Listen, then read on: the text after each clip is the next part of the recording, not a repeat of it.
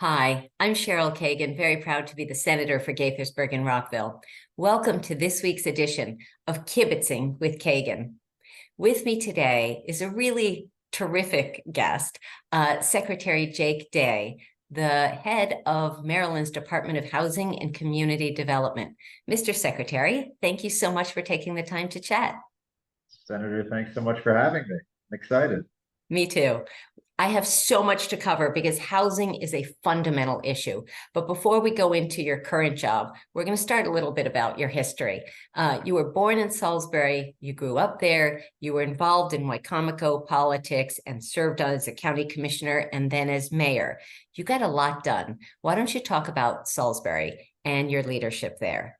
So Salisbury was, my hometown, and I felt as if there was no higher calling than to serve my hometown and to make it a better place. And so I spent 10 years in local government, 2.5 years as city council president, then about 8 years as mayor, trying to do just that.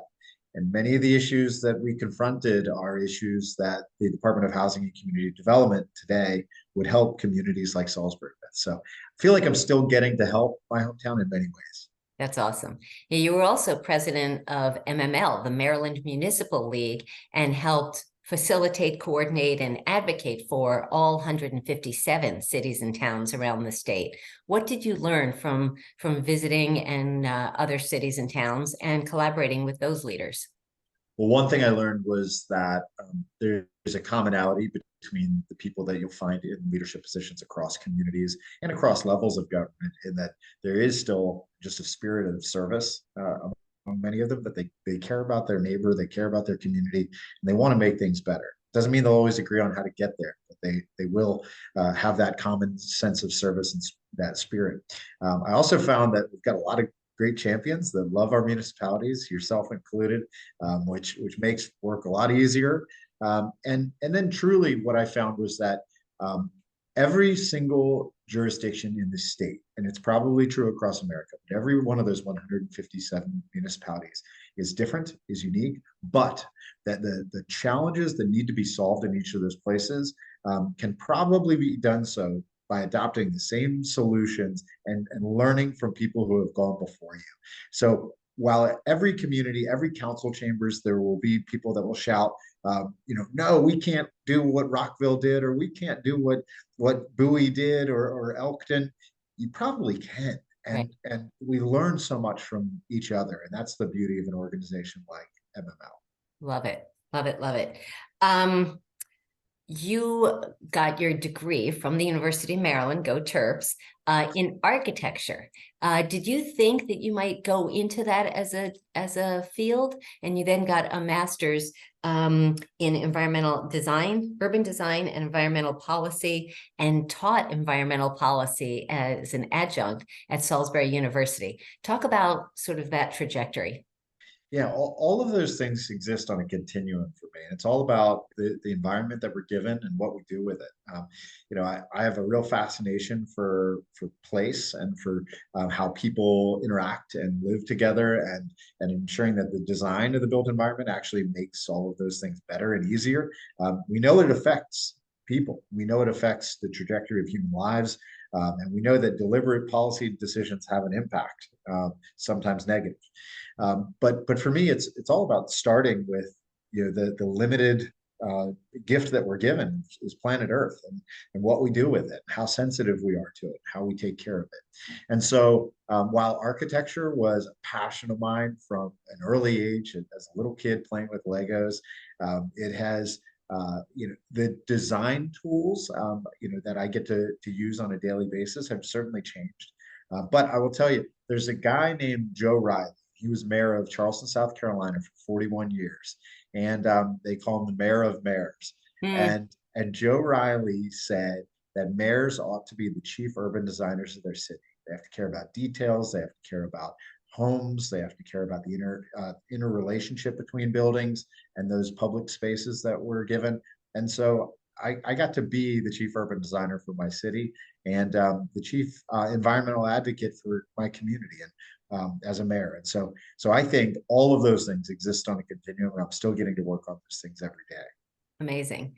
So We have so much to talk about. I kind of want to do the deep dive on Salisbury and what you're proudest of, because you changed the economic development and you created a village for formerly homeless people. And so I'm afraid that we may not have time for that. But Salisbury has been in the news recently, speaking of policy, for just the worst reason, which was one of our states' mass shooting. Do you want to speak to that before we move on? Yeah. So Salisbury, like the neighborhood of Brooklyn in Baltimore, recently experienced a mass shooting at a late night party. Too often this sort of thing happens in the summer months where people gather together and someone ruins the joy because they have limited value for human life and easy access to the weapons to take it. And so Salisbury now becomes one in a list of thousands of places across America that has been victimized by this type of tragedy. So it's just awful. It feels awful. There's a 14-year-old who is dead, parents and family members who lost someone. And what's really depressing about that, and look, I'm an optimistic guy. I'm a positive person, but what's really depressing about this is I don't see us learning our lesson because this tragedy continues over and over. And what I mentioned about deliberate decision making earlier, it's true not just with placemaking and design. It's true with all policy. Is that, look, whether it's by adopting a policy or refusing to, Yes. we're all making a tacit acceptance of the way things are, and we don't have to. We don't have to. And so maybe one of these days we'll decide that we're going to do something as a nation. Amen. Amen. So let's pivot to more fun stuff, which is, so I love when, as I kibitz or chat with cabinet secretaries, part of the conversation is about the journey to getting the job. So how did it start? How did you express your interest? Tell us about the interview. Tell us about getting the call from the governor that he wanted you to run DHCD, the Department of Housing and Community Development.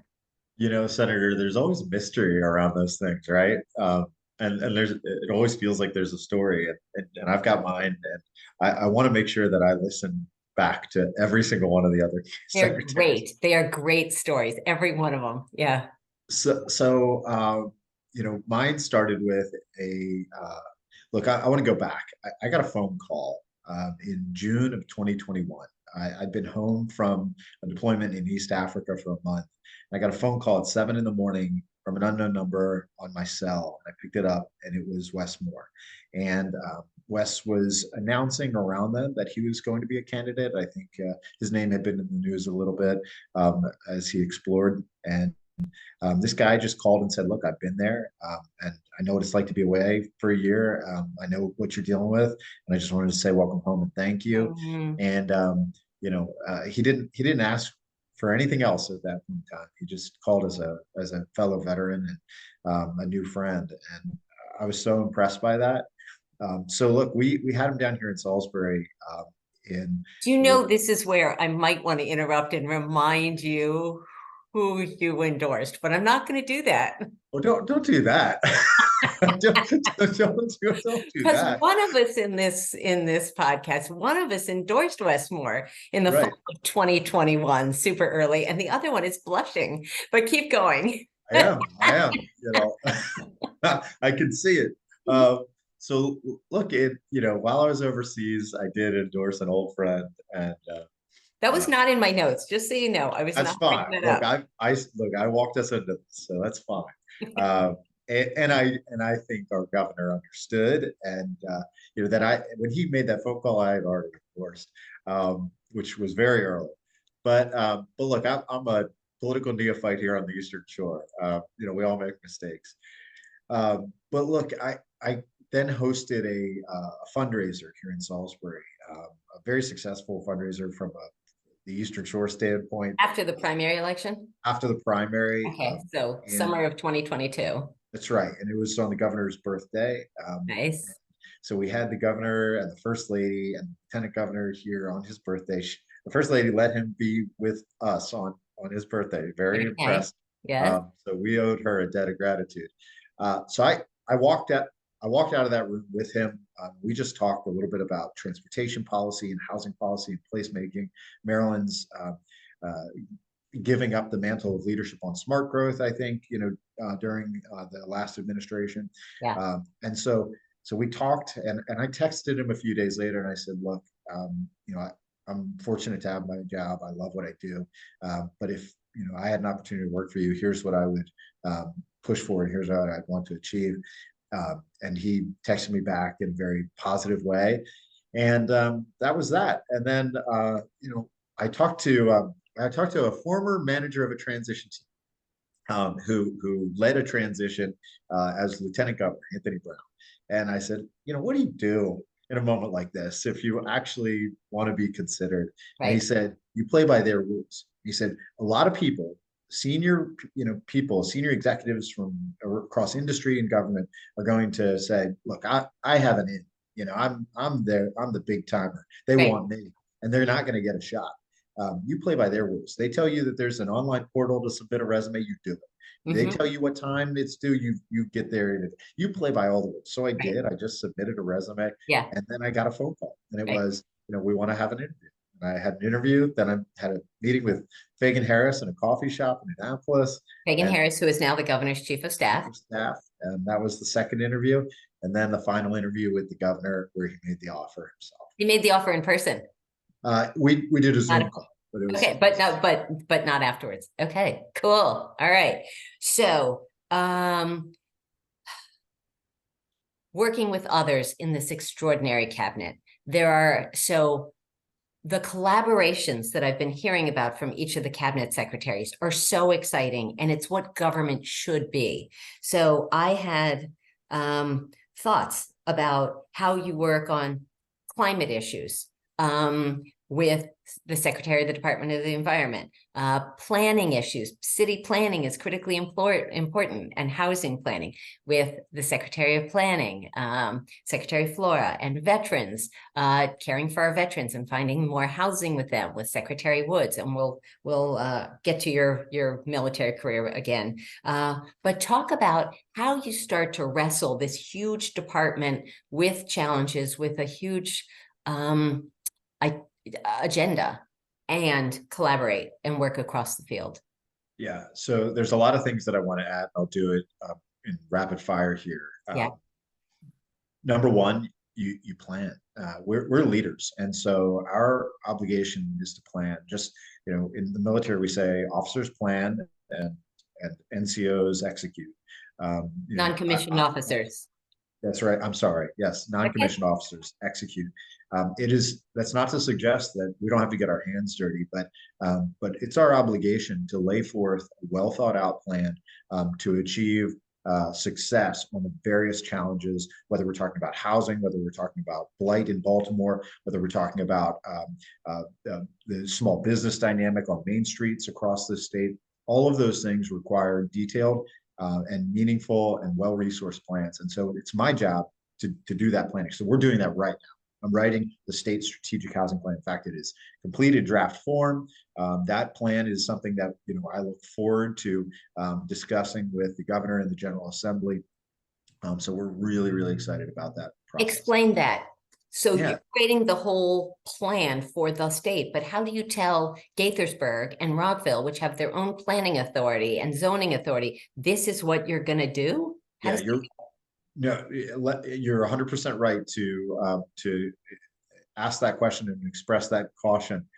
This is not a state housing plan in the sense that it creates the master plan document for the state. Rather, it is the plan for how we are going to tackle our challenges by what policies need to be adopted and what funding is going to be needed. And so it's a plan that essentially lays out the programmatic solutions that the state should implement, also suggestions for legislative initiatives and budgetary initiatives. Or what resources will be needed to get there. So it lays out an agenda, and ours is focused on 4 key objectives, addressing the housing supply shortage, which has many challenges associated with it. That's number 1. Number 2, is adopting a principle of shelter for all. So focusing on vulnerable populations and addressing and hopefully ending or solving chronic homelessness. Number three, building lovable places, because the reality is government does not have the resources to achieve all the place-based economic development goals we have. So we have to build beautiful, lovable places where the community is bought in and where the private sector wants to invest. Lovable. What an adjective that you never associate. That's fantastic. Uh-huh. You don't hear it very often in our work, and it's one that I have started to use. We talk so much about sustainability and Yeah, resilience and livability, and each has its own definition. right. But at the end of the day, people have to want to be in a place. That's what's going to drive the private sector to invest, banks, developers, et Yeah, cetera. yeah. And so we can build the most ecologically sensitive buildings in the world and places in the world. And if people don't want to be there, they're going to fail. So that's And why the fourth, lovability is a term that we're focused on. And fourth, righting the wrongs of the past, because the deliberate policy making decisions, redlining. redlining, urban highway construction, urban renewal programs, federal urban renewal dollars, which, that was an attempt to redirect resources into historically disinvested neighborhoods. But what it did was erased neighborhoods. Yes. It removed people, they removed housing, ownership changes, and it affected people, primarily it affected Black Marylanders more than it did white Marylanders or any other population. Right. So redlining, if you would just define that in one sentence, just for Yeah. people who haven't heard that phrase before. Redlining is the mortgage industry's defining of areas that are good for investment and bad for investment, and essentially saying that we redlined out the areas that were bad for investment, and it had a very clear racial bias to it. Yes. Yes.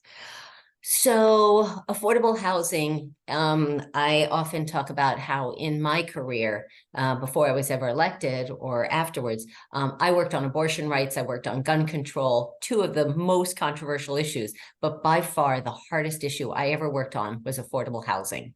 And talk about NIMBYs and YIMBYs, the not in my backyard and yes in my backyard. How do you confront, address, resolve some of the challenges of my property values are going to go down if we have middle class people, working class people move into my neighborhood?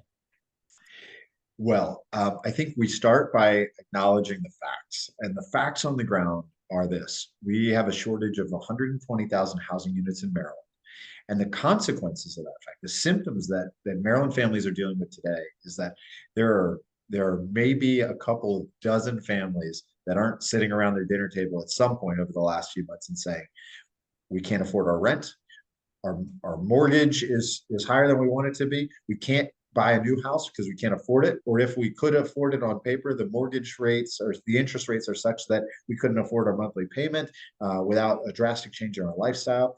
Every single family is affected by the shortage, and so that shortage is caused by two things. One, let's acknowledge it started in 2008 because we stopped building at the rate that we used to. Didn't stop growing, but we stopped We building. Maryland, we the United States, like just define that if you would. In that sentence, I was referring to we Maryland, but it is true for the entire United States. We slowed down housing construction During the Great Recession. During the Great Recession, which was a real estate driven financial crisis. Right. And so it's understandable, but we never caught back up. And so we have a housing shortage, and that's affecting prices, and it's affecting rents, everything. So the consequences of that are that ultimately it leads to housing instability for families. It leads to housing costs that are driving household budgets into very dark places, and ultimately homelessness. It leads to homelessness. And so how do we address the underlying issue of cost? That's a tough one. Yeah. There are ways that local government and state government can play a role, but the other facet is what you brought up, which is that there's resistance to building housing. And it's not just affordable housing. There's resistance to every housing. Oh, yeah. Right. Because it'll put more traffic in my neighborhood. It'll overcrowd my kids' schools. Exactly. Yeah. So how do you deal with that? Well, every state is trying to address that right now, and some states have come up with answers. And some states have been very heavy-handed. In some cases, that has been politically unsuccessful. In other cases, they have been successful. So there's states like Montana where they've said, look, you are going to accept every municipality is going to accept a certain percentage of housing growth. You're going to allow by right duplexes and triplexes and quadplexes in single family zoned areas. And sorry, things have changed and this is the way it's going to be. And the results of that will remain to be seen. I mean, it takes time to then subsequently actually develop in a way that responds to that. So whether that's a quick fix, I don't think so, but it's heavy-handed. There are other states like New York and Colorado where similar proposals have gone forth and have been unsuccessful in getting through their legislatures and have cost the elected officials statewide a lot of consternation. So what Maryland does is going to determine, how we respond to this is going to determine not only, I think how communities respond, but it's going to determine whether or not there's political will to address this issue.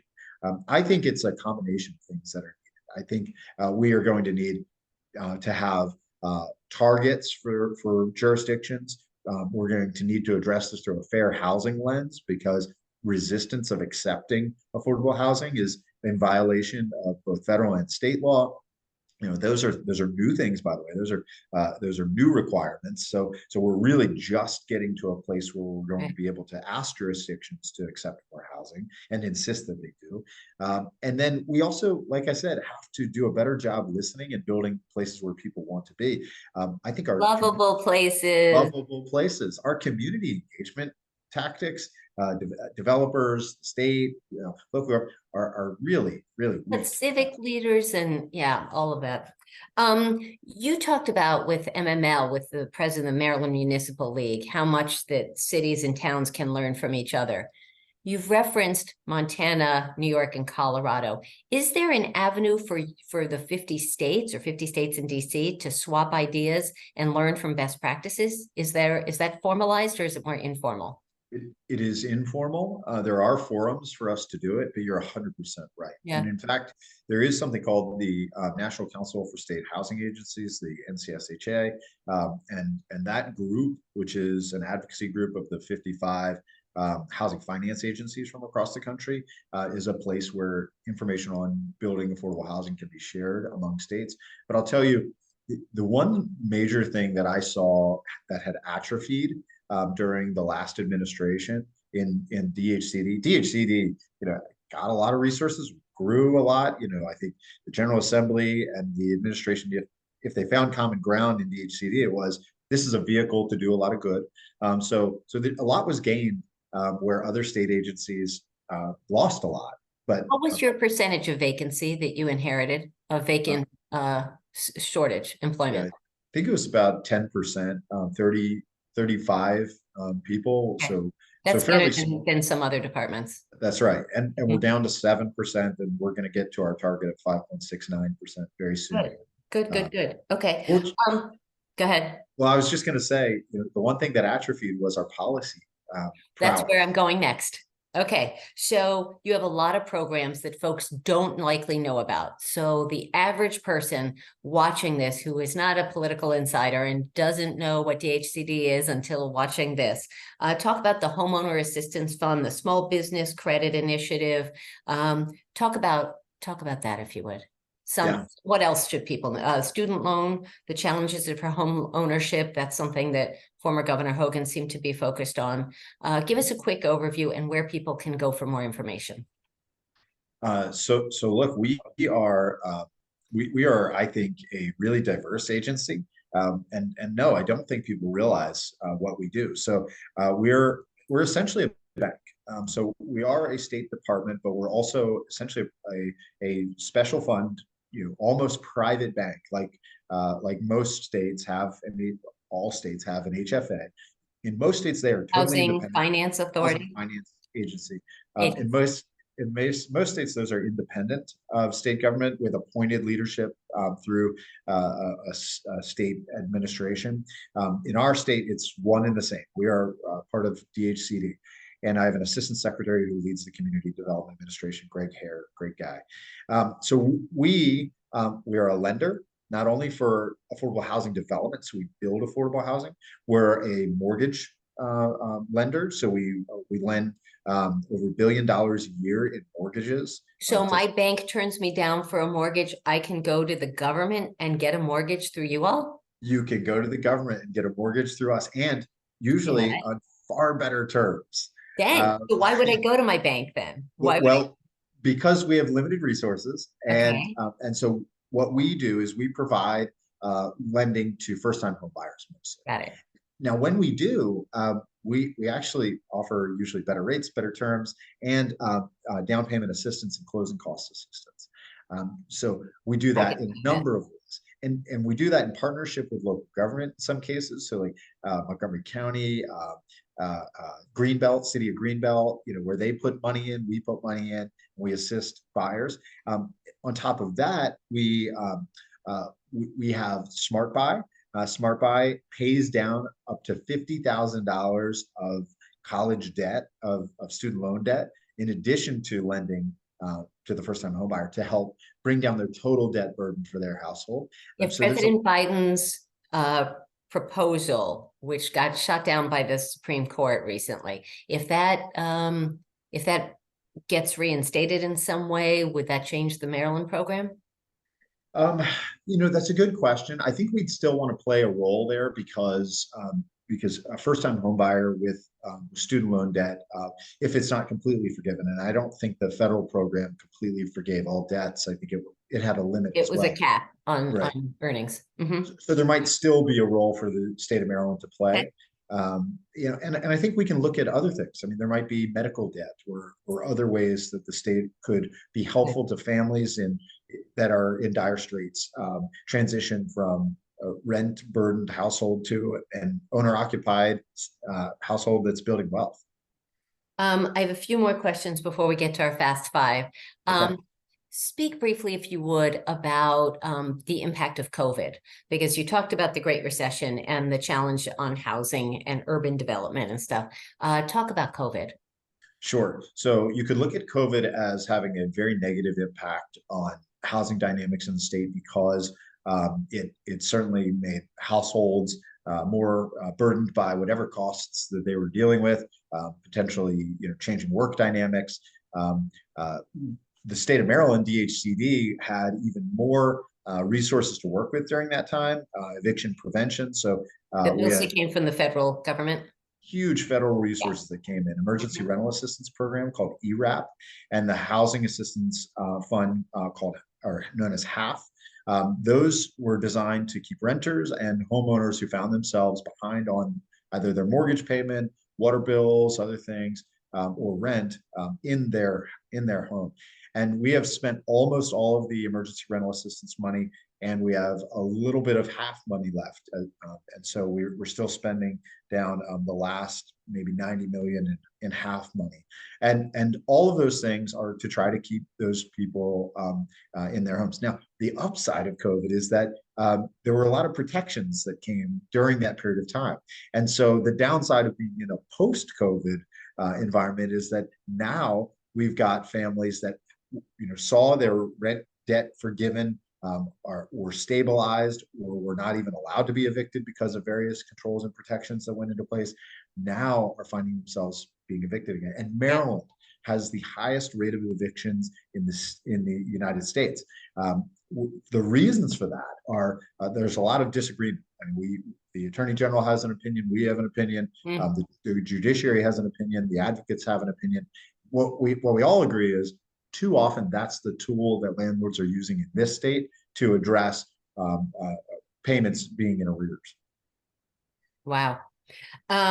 There is so much more to talk about here, but while we're in acronym heaven here, we got to just briefly mention Bernie, because my friend Bernie is going to be watching this. So talk about the program that's called Bernie, that's named for the late Bernie Tatro, Montgomery County's Housing and Opportunities Commission. Okay, well, Bernie that I was referring to was the Baltimore Regional Neighborhoods Initiative, BRNI.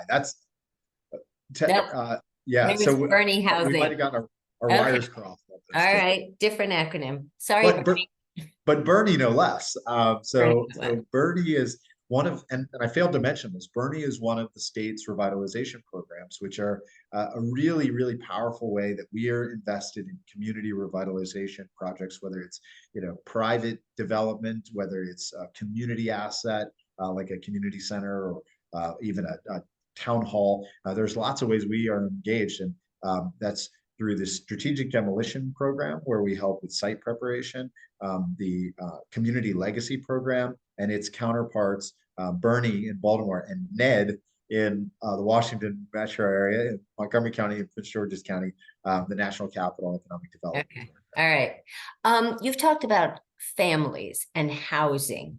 Do you have impact on small businesses that also had challenges with evictions, and nonprofits that also, everyone got grants during COVID, but again, now the reality is different? We do. So we're engaged in supporting nonprofits through operating assistance grants, technical assistance grants, and we're also the state entity that provides funding for all of the anti-poverty agencies or community action agencies around the state. So we provide their funding. We also provide a lot of funding to continuums of care, COCs, which are the homelessness organizations throughout the state. And then our small business lending is a huge part of what we do. And you'd think, hey, Commerce does that, but we do that because we focus on small business on Main Street. So it's place-based, it's oriented on revitalizing communities. So we're a lender for through two programs, one called Neighborhood Business Works. And that's how we lend to small businesses on Main Streets. And then we're a lender through a federal program called the State Small Business Credit Initiative, SSBCI. And we can provide up to $5 million in lending to small businesses who want to go into a neighborhood. And then we have another thing that was created during COVID called Project Restore, which is a grant program where we actually pay the rent for a business to go into a vacant storefront. So really some powerful tools. We're actually getting ready to announce a new round of Project Restore under a rebranded name here very soon, which is leftover money from the COVID era that we're reorienting for Project Restore. Amazing. And when you say small business, do you mean literally small business, or is that and nonprofits? Small business and nonprofits. We've had many nonprofits and nonprofit developers that we help with our lending. And what I would say is there's always a real estate component for us. So if DHCD is going to be involved, it's got to have a storefront, a presence, a physical change. They do. Mr. Secretary, you served in the Army from 2009 and continuing. And first off, thank you. And the disruption that has been to your life and your family's life has been obviously just enormously challenging. I'm curious about how your military service has guided, influenced, and inspired your leadership style as a cabinet secretary. Well, first of all, thanks for saying thanks. I'm lucky to have that job, as I'm lucky to have this job. And what I would say is there are clear terms and approaches to things that my staff would tell you, gosh, not another military term. But I'm regimented about our meetings. I'm regimented about our battle rhythm, about how we do business. I want to make sure we have a rhythm so we never miss things, and we never forget to go back and say, well, did we make any progress from a week ago or 2 weeks ago? So that's important to me. And I will tell you, as when I was overseas, I was the commander of the Combined Joint Task Force Horn of Africa. I was his Special Technical Operations and Sensitive Activities Director. And so my job was to brief him on the most sensitive things that had to happen. And so the style of briefing him is something that I've tried to teach my team, that I want us to be concise, clear, bottom line up front, have a simple format to briefing. Tell me what you want.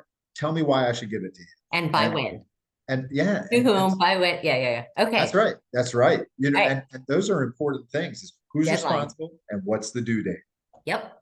I had an executive coach who kind of talked me through all that and taught me, everything has to have a due date or else it's meaningless. It's totally meaningless. Could you take care of, can you look into? Sure. When I get around to it. All right. Secretary Jake Day, it is time for the Fast Five. 5 quick questions, 5 quick answers. So, question number 1, what was your favorite subject in school when you were growing up? English. English. Nice. I love to write. You're talking to a word nerd and a grammar geek. I love that. Question 2, you have 2 beautiful young daughters. What is your favorite summer activity to do with them? I love to take Lily and Olivia to the beach and carry them into the water for as long as I can. That's awesome. Question 3, who is a role model who most inspires you? My dad. Nice. My dad, Randy Day, who in 5 days retires From Purdue. 44-year career at Purdue. Wow, amazing. Question 4, with no regard to training, plausibility, income, or anything, if you could have any job on the planet that you would want, what would you want to be? Wow. How's that? Man. I'll tell you what, I would be an architecture school professor. I would go back and just teach design. Nice. Do you have that killer architectural handwriting that is so perfect and so beautiful? I can do it. Yeah. I could do it. Usually because of a sense of urgency, it turns out sloppy. Right. Okay. But I can do it. All right. Question 5, Secretary Jake Day from the Department of Housing and Community Development. What is your hidden secret superpower? What is a skill or talent you have, something you're really good at that most folks can't do? Okay. Well, I can do this. I can ruck long distances. Rucking is a military activity where you put on a rucksack, which is our big backpack, so 50 to 75 pounds, and I can just jog and walk for miles and miles. While in Africa, I rucked an ultra marathon, Marine Corps ultra marathon, overnight, throughout the middle of the night, and it never got below 90 degrees that night. Holy cripes. All right, let's say that is unique among cabinet secretaries and the responses I've gotten. And I guess that's a warning to Lily and Olivia that no matter how big they ever get, you're on it. And I'll carry them. On it back. Well, Mr. Secretary, thank you for your service to the state, to our nation, to your community. You are an extraordinary leader, and I love knowing you, and I look forward to continuing to work together. Senator, the feeling is mutual. This has been so much fun. I hope I get around to at some point. Do more interesting things. We'll talk. Yes, ma'am. Stay well. I'll see you soon. Take care. Thank you. Bye-bye.